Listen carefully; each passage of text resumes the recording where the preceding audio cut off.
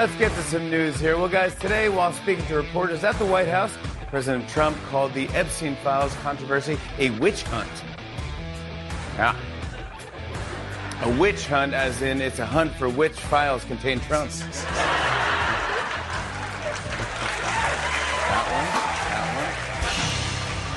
one. Are they serving drinks in that audience? I just say, why is that funny? I mean, that's the lamest comedy I've heard on late night in a long time. And I guess they're all worried. All of the remaining talk show hosts, except for Gutfeld, are worried that their future is very short and probably coming to an end soon.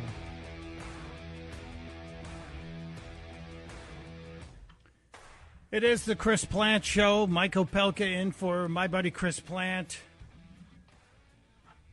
And yes, we lost the legend yesterday.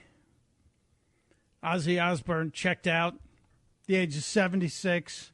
The official cause of death, Parkinson's. Kind of sad. And it is amazing when you review Ozzy Osbourne's life. It was Parkinson's that took him out, not the drugs, not the booze, not the flipping over of the quad on his property several years ago, but just the awful, awful reality of Parkinson's. I never got to see Ozzy Osbourne live in concert. We were online in one of the chat rooms on Facebook, and people were talking about going to see him. I wish I had. I have not. And I was in the music radio business for 2 decades. So I did get a chance to see a lot of bands. But Ozzy's farewell message, kind of touching. Ozzy Osbourne, after the big event that they scheduled, I guess less than 3 weeks ago in his hometown, talking about the end of his touring. This was my final performance. I have to say goodbye to the stage I've loved all my life. I'm truly sorry I could only do this show strapped into a custom chair because my body just couldn't handle it anymore. My Parkinson's has reached stage 5. Honestly, I'm not doing well. I spent a long time preparing for this concert, afraid I wouldn't be able to finish it, afraid I'd let you down. To stay sharp, I stopped taking all painkillers. I chose pain over numbness, just so I could sing one last time with a clear voice. Now, the interesting thing about that, when you hear that, you think, wow, was that his ego driving him to do one last concert?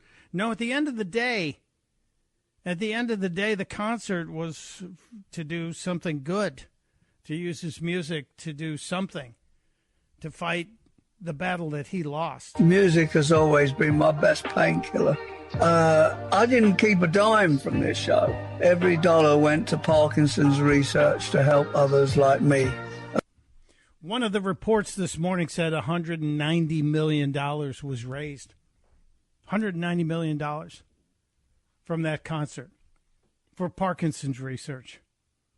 Maybe something good will come from Ozzy's ending.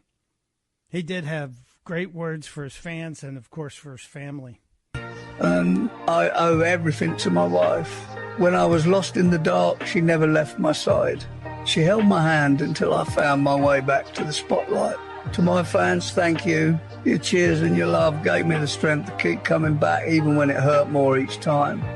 $190 million they raised with that event. Big salute. Big salute. We know Parkinson's is just an awful, awful disease. And I think $190 million will do a lot of good. At least you hope, you believe it went to the right place. You hope and believe it got to the cause. And I think it's going to go there. Now, speaking of fundraising, remember 6 months ago we had the terrible fires out in California? Terrible fires out in California. Wildfires burned that region to a crisp. Thousands of homes in the Pacific Palisades area. Watching Jesse Waters last night saying, hey, anybody remember the Fire Aid concert after the wildfires? They raised $100 million. Now, that's just about half of what Ozzy raised with his concert, but they raised $100 million. That's That's not chump change. Victims that Waters interviewed on the show last night say they haven't seen a penny of that it may have gone to the payment to the musicians and the podcasters who covered the event, which would be a giant stinking crime going forward.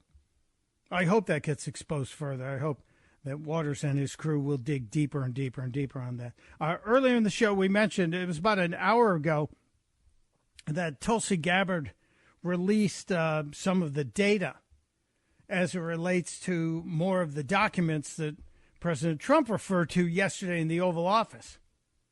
Tulsi Gabbard released the data that could be called evidence that will expose what the left did in terms of the Russia scandal. And one of the things that is now showing up in there is that apparently on page 17 of this recently declassified document shows some really crazy stuff that Russia had in terms of anti-Hillary Clinton stuff, dirt on Hillary Clinton. And if the Russians were all in on getting Donald Trump elected, why wouldn't they have published this? Why wouldn't you have published the dirt on Hillary Clinton? They had it. It's in the document in the final days of the campaign.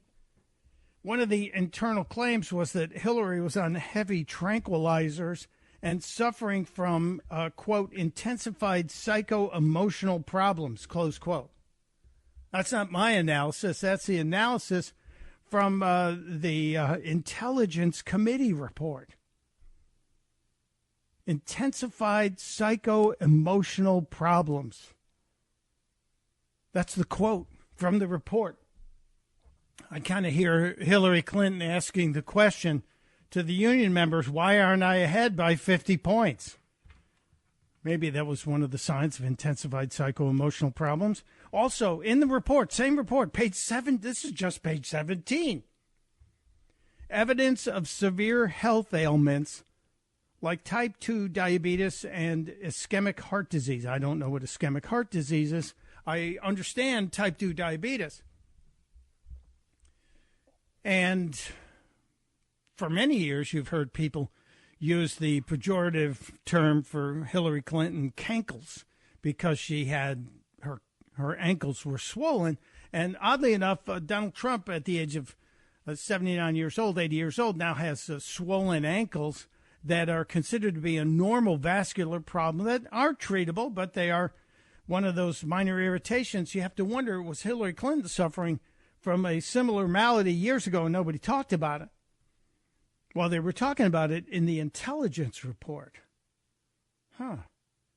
Internal DNC communications that Obama and others had found Hillary's health, quote, extraordinarily alarming. If the Russians had all of this and they were truly out to get Donald Trump elected, why didn't this come out? Now, Hillary's health, you could probably say, well, who can know? Don't we have HIPAA laws here? Isn't that privacy? Well, what about some of the other evidence that's revealed on page 17? This is just one page of this report, recently declassified. There is evidence, according to the report, of secret meetings with religious leaders where Clinton offered, quote, significant increases in funding from the State Department in return for their support. That's not like you're buying votes or anything. No, it's just a significant increase in funding. Page 17 of the report. Internal Democrat admissions from internal documents that European allies were unenthusiastic about a Clinton presidency and thought she was not up to the job. This is from one page. One page. Clinton's health, her mental health and her physical health being questioned. Her ethics, obviously, if you're looking at buying the votes of religious groups by making promises of increased financial support from the State Department, utilizing the American taxpayer as a piggy bank to buy your votes. So seriously, if Russia was all in on this, if they were all Trump all the time, and this information were available in October, why didn't they use it? Why didn't it come out? Because it was Bravo Sierra. Because it was a hoax. Because it was engineered from the very tippy top, apparently. Will we see more on this? I hope we do. I actually hope we see further breakdown. That's just one page, page 17 of the report.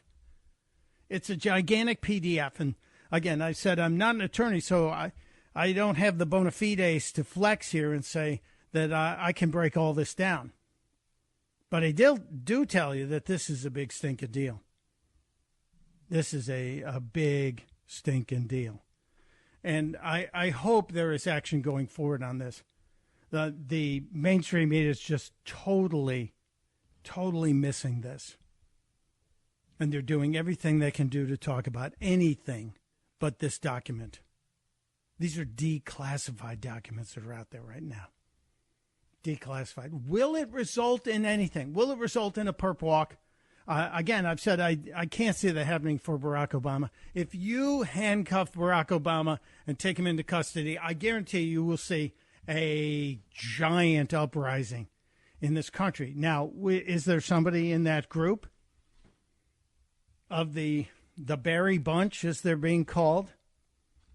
Is it Susan Rice? No, he'll never turn on Susan Rice. Valerie Jarrett? No, doubtful. Comey, Brennan, Clapper, Hillary. Maybe we'll see. Maybe we shall see. What say you? What do you think about this? 888-630-9625, 888-630-9625. It seems like Comey is the least liked, although they all have a certain level of unlikability about them that you could point to and say, all right, we're gonna, this one's going down. This one's taking the fall. But the mainstream media seems to have avoided this release this morning. This came out over an hour ago. Not a blimp, really. From MSNBC or CNN. No, they're focused on the guy in Idaho who we don't have any surprise. He's pled guilty to killing those college students. And MSNBC's all concerned about the Epstein files and what is Trump hiding, especially that we found photos and video from 1999 that have never been seen before. Well, Epstein's exposure as this pedophile didn't come up for years later. And we all know Trump cut him off. We'll see what happens on that. We'll get a deeper dive into that. I do have a little CNN meltdown on that we'll share with you just around the corner. Plus, as I said, Hollywood's having some problems. Hollywood's got some serious troubles. They're not happy. Jeff Daniels is currently leading the madness. We'll share that with you just around the corner. It's Mike Opelka in for Chris Plant on The Chris Plant Show. Chris here with a list of things that none of us should trust. The Washington Post, the New York Times, anything on CNN. Here's a list of things that I do trust. The Washington Times. Support real journalism for just $1 a week at washingtontimes.com/Chris. It is the Chris Plant Show. Michael Opelka in for my buddy Chris Plant. He returns next Tuesday, and I'm sure the madness is going to continue rolling on. We're chopping our way through the documents that Tulsi Gabbard released, declassified this morning, that are exposing even more of the insanity and treasonous, you might say, accusations are warranted. Treason accusations, I think, are warranted against the administration. But I also promise you, I've said it a few times today on the show, that there's some new dumb things coming out of Hollywood. I know that's not a surprise. People who make their living standing where they're told to stand, wearing what they're told to wear, repeating the lines that someone else wrote. It's rare that they make really smart statements. Jeff Daniels, actor Jeff Daniels, on the Nicole Wallace show, ironically entitled "The Best People." The best people. He's got to be joking. This has to be a fake thing, right? I still think about Kamala and how I think she would have been a good choice. I don't care what they say. Well, that's obvious if you're saying that loud, but continue. Maybe he's going to explain it here. Why she would have been a good choice. Because she would have done what Lincoln did. Wait, what? You're comparing Kamala Harris to Abraham Lincoln? Liz Cheney would have been Secretary of State. Okay, now I know this is comedy. It's got to be comedy. Kamala Harris, Secretary of State Liz Cheney. Are you sure you want to keep digging this hole?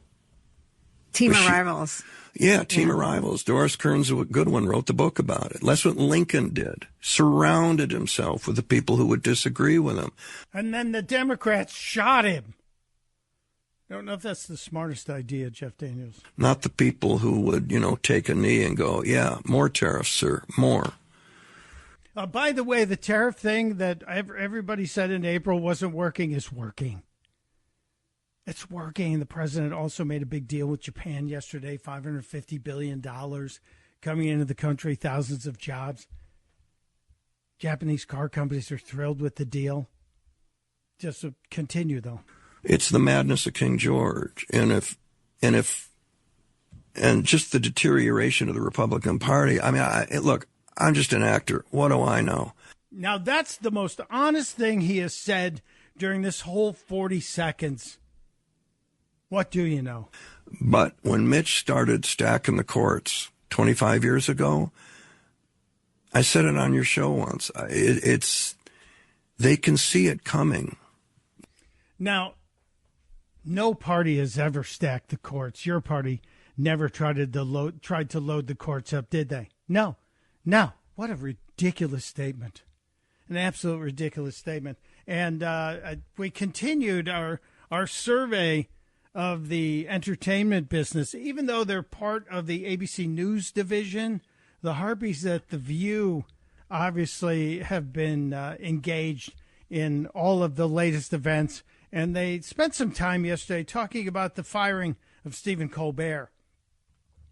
And, of course, the ironically named Sonny Hostin was weighing in and wants to make sure everybody knows that when you fire someone from a job and it's financial, that's the dismantling of our democracy. And, of course, the additionally ironically named Joy Behar had to weigh in on this. So we're going to have to break that down for you because both of them have something to say that is laughable. Laughable. We watch, so you don't have to. You want to join the conversation, you're welcome to 888-630-9625, 888-630-9625. It's Mike Opelka in for Chris Plant on The Chris Plant Show.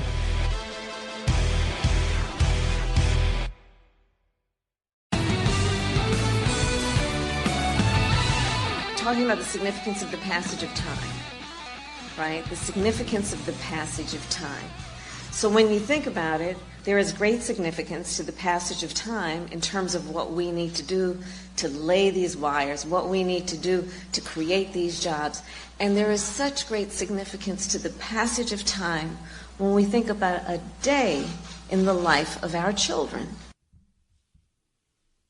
Wow. So you're saying that on my thumbnail, there could be an entire other universe. That's amazing. Wow. It's the Chris Plant Show. Mike Opelka reminding you what could have been, what might have been. God saved us from that. Not only did we get President Trump, but the Lord saved us from that. And I firmly believe that had Kamala Harris won, as Jeff Daniels was fantasizing about with Nicole Wallace on her show, The Best People. Not ironically named at all, is it? As I'm watching that, I'm thinking, if she had been elected, a little chill up and down my spine, there's probably a chance that Kamala would have brought back the disinformation board. And Scary Poppins, Nina Jankowicz. Remember that? That almost happened until social media stood up and screamed, no, you can't do this. For those of you who don't remember, she was a cabaret singer with a history of spreading disinformation, and she even put it in little jaunty parody songs. It's how you hide a little lie. It's how you hide a little lie. It's how you hide a little lie. When Rudy Giuliani shared bad intel from Ukraine. Or when TikTok influencers say COVID can cause pain. They're laundering disinfo and we really should take note. And not support their lies with our wallet, voice or vote. Oh, information laundering is really quite ferocious. It's when a huckster takes some lies and makes them sound precocious. By saying them in Congress or a mainstream outlet so disinformation's origin seems slightly less atrocious. There you go. Nina Jankowicz, Scary Poppins. I wonder where she is now. Probably on a Disney cruise singing somewhere. Doesn't have a bad singing voice. But God forbid we would have had Kamala, because they would have brought back the disinformation czar. And the left is all up in arms over the Stephen Colbert firing. And as I said, we watch The View so you don't have to. The ironically named people on that show, Joy, Sonny, Whoopi, they're all venting their spleens about the cutting of Colbert. And incorrectly so. They just haven't figured it out. They're not really in touch with reality. You know, it's always been the role of the court jester to make fun of the king. Yeah. Huh. Not a court.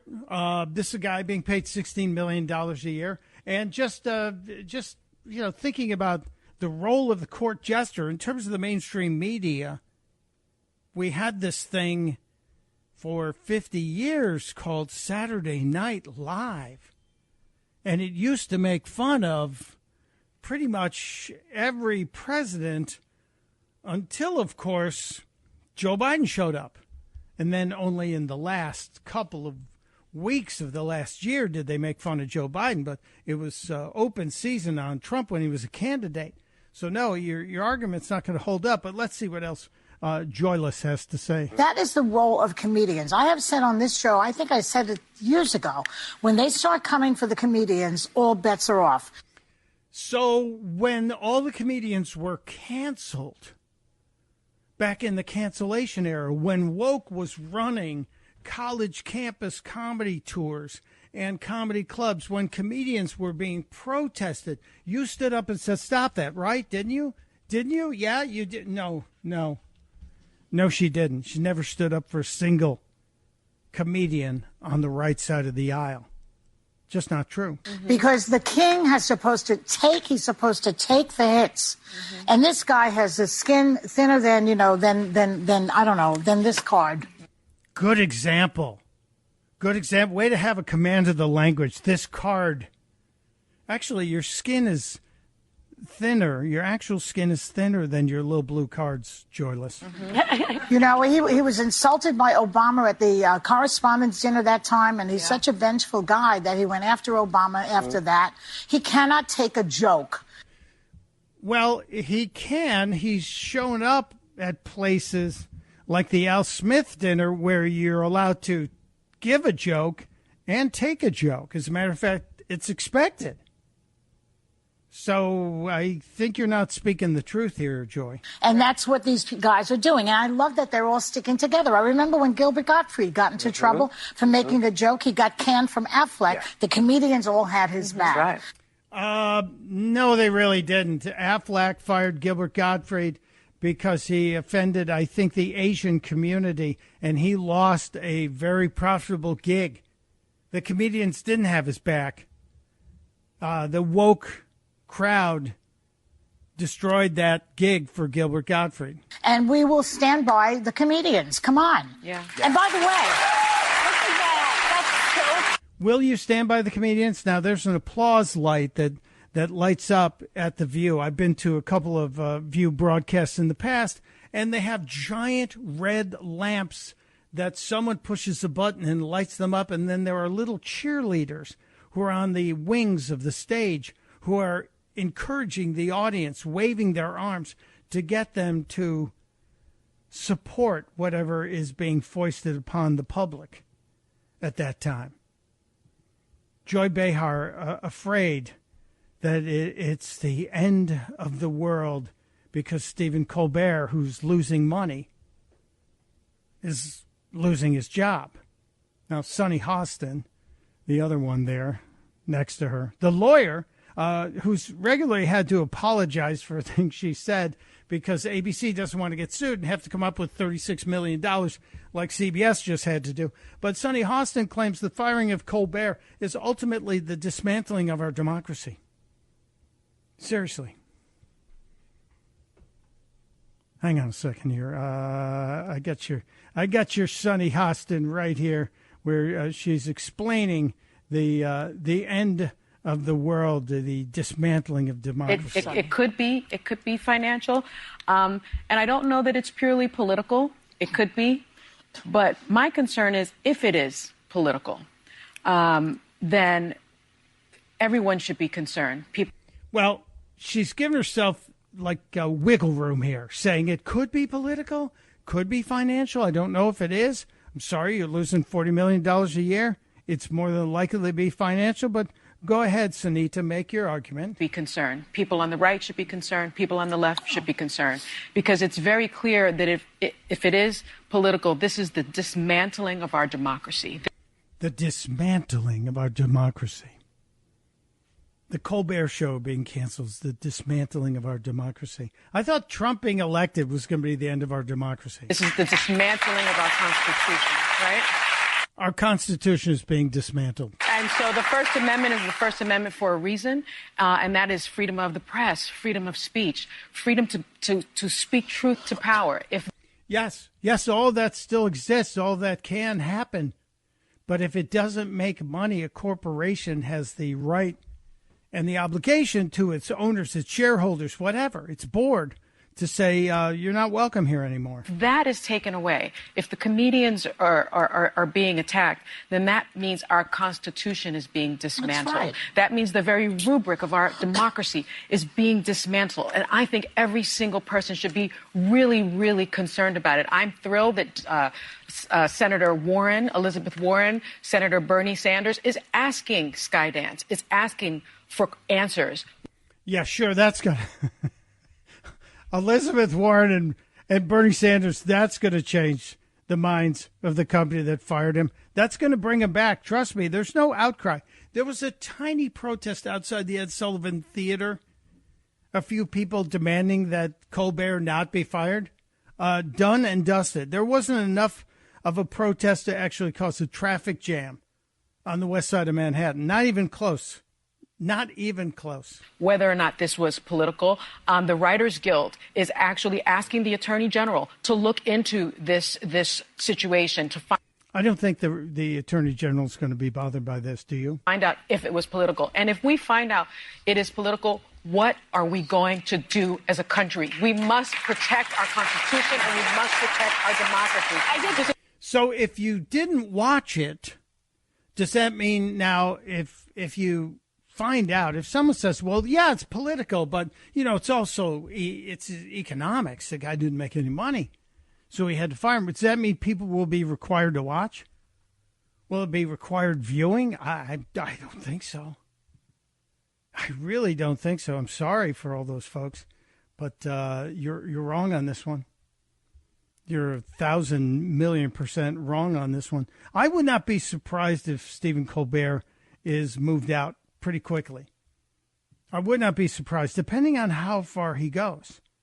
If he keeps the attacks up, if he keeps going after President Trump beyond what he said the other day, I wouldn't be surprised if things moved pretty quickly and CBS had to come up with something else there. We shall see. We'll keep an eye on that. I think Mr. Wonderful, Kevin O'Leary, was on CNN last night talking about the same thing. We'll see if we have that handy as well. And I do have something from Rob Schneider I want to share with you. But so many of you are reaching out at 888-630-9625. We got to take a few calls here. Let's go to Steve in Sarasota, Florida. Hello, Steve. Welcome to the Chris Plant Show. Hey, Mike. These people really, honestly, make bags of rocks look smart. I mean, and when they say the word democracy, what they really mean is bureaucracy. I've thought about this for about a year. Every time that they invoke, because they don't know what democracy means. But every time that they say this is the death of democracy, what they really mean is it's the death of bureaucracy, because there is nothing that they don't want to try to stop with government or control with government and use government to get just what they want. These people were so happy when Elon Musk, or they were so sad, they were on fire that Elon Musk bought Twitter and he was going to actually institute free speech. So I don't know what they're talking about with comedy going away. This is they don't even know what they're saying anymore. They're like programmed bots now just to oppose anything that's right or moral or good. Well, they get talking points sent to them every day, and especially the Harpies at The View. They're getting their list every morning of the topics that they need to cover. And it will be Epstein this week. It's been Colbert because that was fresh news at the end of last week, and they're just trying to figure out how to do it. And it's it's kind of fun to watch, I have to admit, Steve. I'm enjoying it myself. And so thank you for calling. You're right, though. They're not worried about democracy. They love the bureaucracy. They love the giant machine. Thank you. Appreciate it. Let's grab, did we have one more in here? Yes, David in Yuba City, California. David, welcome to the Chris Plant Show. Thank you. So my point was, about Saturday Night Live and all that. In September 26, 1975, the Rocky Horror Picture Show came out. So with all the things that have been going on, you would think, kind of sounds like that, right? Really weird. Well, October 11th, 1975, Saturday Night Live debuted. So guess who got married on the day Saturday Night Live debuted? Who? I don't know. The Clintons. Really? Wow, that's a little interesting confluence of history. I like that. Thank you, David. I appreciate that. That's weird. Saturday Night Live debuted, and the Clintons got married on the same day. Whew. And they're both still with us, enduring institutions in America. I have to take a break. When we come back, we'll put a bow on today's show. Maybe have another lightning round, have a couple of final thoughts. If you want to join us, 888-630-9625, 888-630-9625. It's Mike Opelka in for Chris Plant on The Chris Plant Show.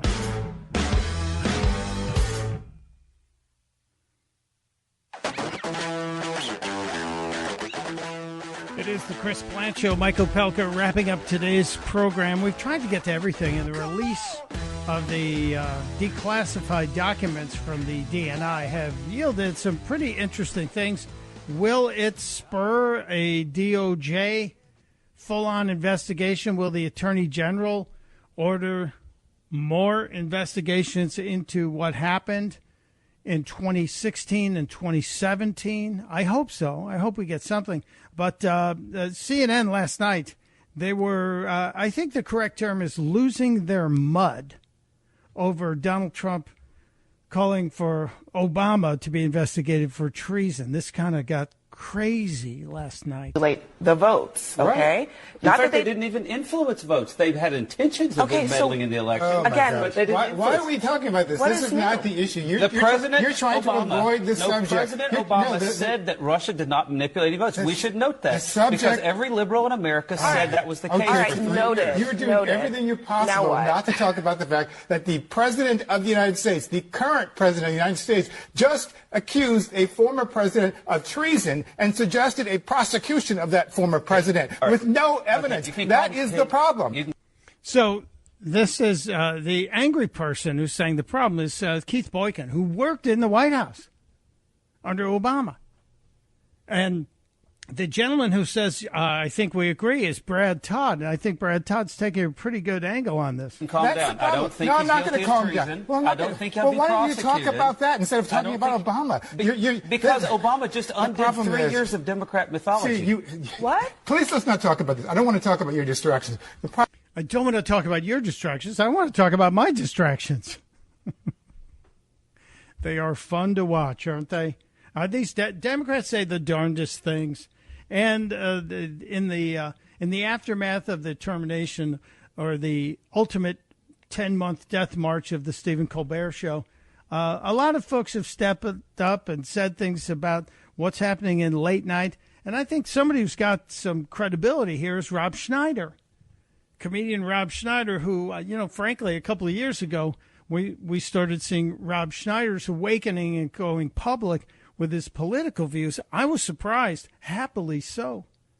Rob Schneider on Fox and Friends, I think it was yesterday morning. I mean, the late night show is a relic. But the thing about it, which was special when I was a kid, when we were, my family, we were all, climbing mom and dad's bed and watching TV, Johnny Carson, was he made the show for everybody. He didn't alienate anyone. And you never knew who he kind of thought that these guys all leaned left. Like most of the media, but you never knew 100%. And that's kind of a beautiful thing, and I hope it goes back to that. Yeah, and I think it will. I do believe there, as we're seeing with Gutfeld, although Gutfeld is he's pretty much on the conservative side of things, but he's not afraid to go after a conservative who steps in it, and I think that has to be the way this goes. Carson famously interviewed by, I think it was Morley Safer, said his place was not to be a political commentator. His place was to entertain people. And we've seen that was a complete change in late-night comedy, not just Saturday Night Live, but pretty much every single late-night network show and even the ones on the cables. It's done. It's over. Tomorrow, we shall hopefully convene again in the same spot. We'll cover anything that comes out. Now that I have some time to do a little deep dive on the documents released by Tulsi Gabbard, we will do so. We will get to it. There's still a few things. I didn't get to Scott Adams' comment today. The great Scott Adams, who is unfortunately facing, I guess, an early exit, as he's told us, said something brilliant today, and we'll share it with you. And let's not forget what Donald Trump said yesterday in the Oval Office. Barack Hussein Obama, have you heard of him? Yes, we have. And maybe he did something treasonous. We'll find out. Till next time, Michael Pelka reminding you, testudo, my friends. Testudo.